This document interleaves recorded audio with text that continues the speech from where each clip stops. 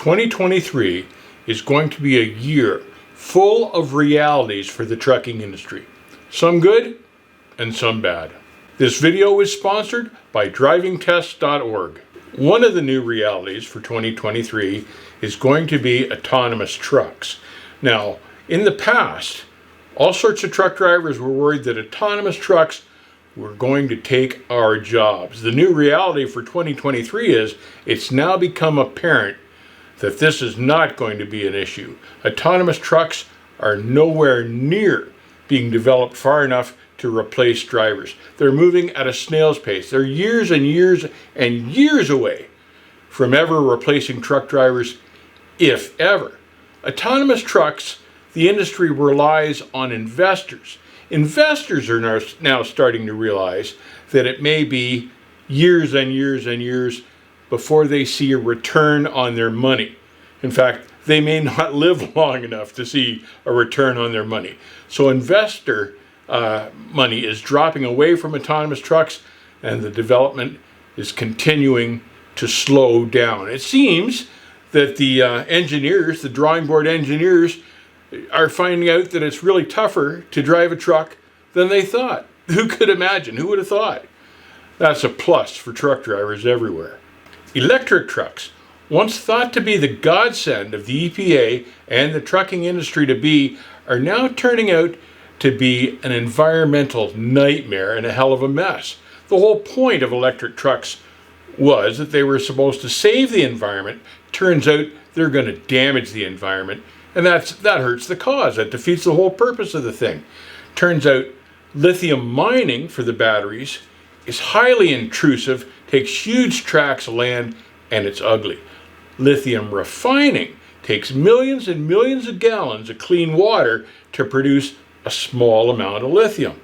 On top of that, we have no way to dispose of the used lithium batteries, and they'll make a huge chunk of garbage in landfills across the country. Turns out that lithium batteries lose about half their capacity, half their power, in cold weather. So those trucks aren't going to be any good for any cold weather driving at all. And on top of that, it also turns out that we're never going to have the electric infrastructure it takes to support hundreds of thousands of electric trucks. Now, I'm not saying that the electric trucks will disappear. There is a use for them. There's a good use for the electric trucks, but they're only going to be good to the trucking industry as day cab and short haul delivery trucks. They're never going to be long haul carrier trucks. DrivingTest.org has developed an online training course to help you get your ELDT certificate and help you pass your CDL knowledge exam guaranteed. DrivingTest.org is certified by the FMCSA and is recognized as America's #1 online driver training course. Check them out at drivingtest.org. Another reality for 2023, which is greatly going to affect truck drivers, is the fact that 2023 will be a soft freight market. 2023, the country is still going to be in a recession. We're not going to pull out of that anytime soon. And what that means for drivers is there's going to be less freight. What the freight that's available will be cheap freight. And combine that with the price of diesel fuel that is not going to come down the way some people hoped it would, because the governments in North America just refuse to refine oil and gas in country, and they want to ship it from overseas. That's going to keep the price high, and that's going to hurt truckers, particularly the small guys, the owner-operators and the small carriers. Now, the mega carriers will survive simply because they have to. They'll suffer, but they'll survive. The government will prop them up because the government knows that we just can't do without trucks. The problem with the mega carriers is, though, that they pay subsistence wages to drivers. Now, thank goodness there are good carriers out there that have prepared for this coming year and have treated their drivers well, paid their drivers well. There are big fleets out there like Walmart, really good fleets out there like GP Transco, and they are working hard to keep their drivers because they know that's what it's going to take to survive 2023. 2023 is not going to be a year to job hop, but if you're with a good carrier, work hard and work a lot to keep that carrier busy so you can keep them going and you can keep your job. Another new reality, the EPA sets its new 2027 standards. So the EPA has announced their emission standards starting in 2027. And the bright side here for truckers is that all of a sudden the trucking industry is starting to push back. They've had trouble surviving up until this point, obeying these emissions mandates. And the 2027 regulations come out, and a lot of them are starting to push back and just plant their feet and say no. Small carriers and owner-operators have literally lost their shirts trying to keep up to the EPA's demands in the past. Now for 2027, they're just ridiculous. And big organizations, even the ATA is saying to the EPA, can't be done, you got to slow down, this is impossible, we're not going to do it. And this is a good thing for truck drivers because it may hold the cost of equipment and it'll reduce breakdown time on the side of the highway.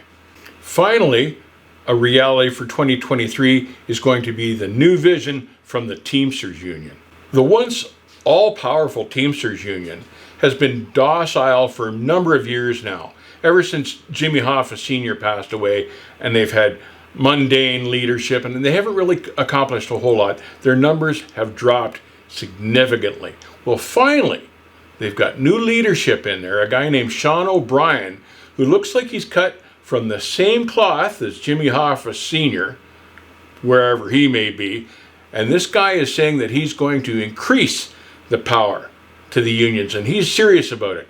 He's going to up their power, and this will probably mean more strikes, but at the end of the day, this is going to be a good thing for Teamsters drivers because they've been falling behind in their wages for a number of years. I believe the Sean O'Brien guy is going to bring the wages back up to where they should be. Now, at one time, Teamster union jobs were some of the best jobs in the country to have if you were a truck driver. And we may see that again. Time will tell.